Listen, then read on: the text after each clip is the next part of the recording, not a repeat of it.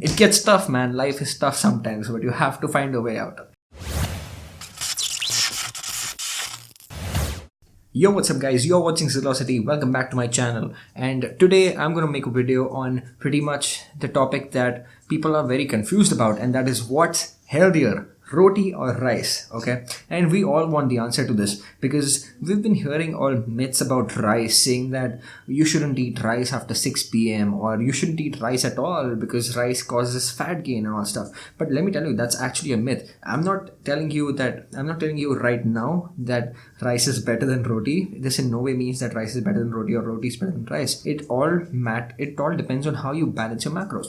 Let's come to that later, but let me just do a simple breakdown of rice and roti. Let's come to roti first. Okay, so let's take a normal serving of roti. How much is it? About 2 rotis is pretty much the minimum that anyone would have in a meal, okay, with whatever you're having. 2 rotis gives you about 4 grams of protein, give or take, and it gives you about 30 to 35 grams of carbs depending on how you make the roti. Very negligible amounts of fat, excluding the fact that people add lots of ghee. Like me, I am people add lots of ghee on rotis and they enjoy it that way. So when I do that, when I have rotis, I add at least 1 teaspoon of ghee on my rotis because I like it that way. So I have to balance my macros that way. It gets really hard to control eating rotis because I can actually really freaking overeat on rotis with ghee, and within no time my calorie intake is going to shoot up from like a desired 500 to 600 calorie per meal amount, exceeds up to 700 to 800 calories per meal. So it gets tough, man. Life is tough sometimes, but you have to find a way out. Okay, so coming now to rice. Okay, let's break it down. So one normal serving of cooked rice, any basmati or white rice, even brown rice for that matter, is going to give you about 2 to 3 grams of protein, because if it's 150 grams of cooked rice, it's going to give you 2 to 3 grams of protein. Very negligible again, but it gives you around 28 to 34 grams of carbs, which is pretty much the same as what rotis give you, and very less amount of fat. And there are very less people that actually add ghee or fats to their rice, so that actually makes it easier for people to have less amount of calories in the overall meal. I'm not saying that fat is bad, I'm not saying that ghee is bad, I'm just saying that it's easy to go overboard on your calories when you're eating rotis when compared to rice, because I don't add ghee to my rice. Now coming to satiety, okay. What gives you more satisfaction? What keeps you more full, rice or roti? It's actually very different for different type of people, because for me, like, I can eat 1 or 1.5 cups of rice and feel pretty full. I don't go overboard on my rice. I don't feel like. But then as opposed to rotis, I can easily eat like 4 rotis without any problem. And I don't like eating rotis without ghee. So that really messes my meal up. It really messes my macros up. Sometimes I have to be very careful with my macros. So satiety, it's very different for different people. I would say that if you have it the right way, both give you an equal kind of satiety. Both give you the equal amount of satiety. I'll give you some tips on how actually you can eat both and still stay on track with your macros. Okay, so let's say you are supposed to eat 150 grams of carbs in an entire day. You can easily plan out with the information that I just gave you. 1 cup of rice is going to give you about 30 grams of carbs average, and 2 rotis are going to give you about 30 grams of carbs. And negligible amount of protein, 2 grams of protein in rice, or 3 grams at most, versus 3 to 4 grams of protein in roti. Pretty much the same.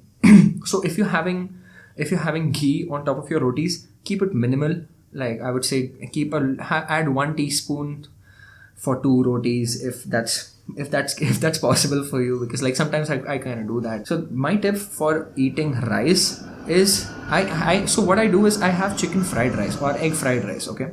And in that, what I do is I take 100 or 150 grams of chicken, I add 1 egg, and then the rice, and I hardly use like 2 or 3 teaspoons of ghee or olive oil max. 2 teaspoons is pretty much what really is required. If you use a non-stick kadai to make the fried rice, I add lots of vegetables. I add 1 cup of rice and 100 or 150 grams of chicken and 1 egg. Sometimes if it's only egg, it's gonna be so if it's just egg fried rice, what I do is I add 2 to 3 eggs, whole eggs, and then I add a very less amount of ghee so that my fat macros don't go overboard. So I add 3 whole eggs or 150 grams of chicken and 1 egg. because I like chicken egg fried rice. So, and then I add 2 teaspoons of olive oil, and then I add lots of vegetables. Like I add carrots, I add cabbage, I add onions, I add lots of coriander and curry leaves, etc., etc. Like sometimes, and sometimes I throw in broccolis. Sometimes I throw in zucchinis. So all these exotic vegetables, if I feel rich.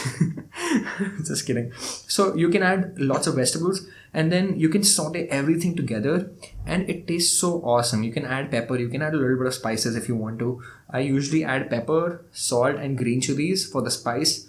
And that's pretty much it. And that makes my meal pretty awesome. Like I'm always in love with the fried rice that I have, and the way my mom makes it is just wonderful. I just love how she makes it, and that's how I do it. And it keeps me full. Like, as opposed to eating 3 to 4 rotis and still not being like very full, I can eat 1 cup of rice with lots of vegetables and chicken or eggs and feel very nice. So my tip for you, whether you're eating rotis or rice, because you can balance your macros, as I told you. So my tip for you is, I forgot. What was the tip? What is the tip, dude? Right. So the tip that I want to give you is have lots of protein in your meal. Eating lots of protein will give you the actual satiety. Satiating foods are basically foods that keep you full for a longer time. Like chicken breast, grilled chicken is pretty satiating. Like if you eat one grilled chicken breast with lots of vegetables, you feel full. You don't feel like eating lots of rice or roti with that, right?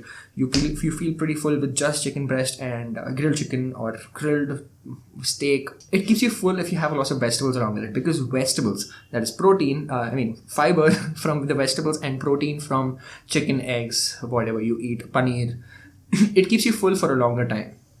So it's just easier. So if you're a vegan, you can add in lots of chickpeas or rajma or legumes or whatever of your preference, and then you can just throw in lots of vegetables in that. So that'll keep you full. These are the actual satiating foods, and then you have your roti or rice, whatever you want to have. You don't have to go like all crazy when it comes to food, saying that don't eat rice, don't eat this, don't eat that.